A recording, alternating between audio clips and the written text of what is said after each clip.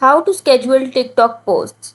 Hey guys, in this video I'll show you how to schedule TikTok post. Let's get started without wasting any time. First of all, you need to log into your TikTok account. Then here you can see an upload button. Click on it. Then this interface will appear on your screens. From here select file. So I have selected a video, and now here you can see you can add a caption here and a cover.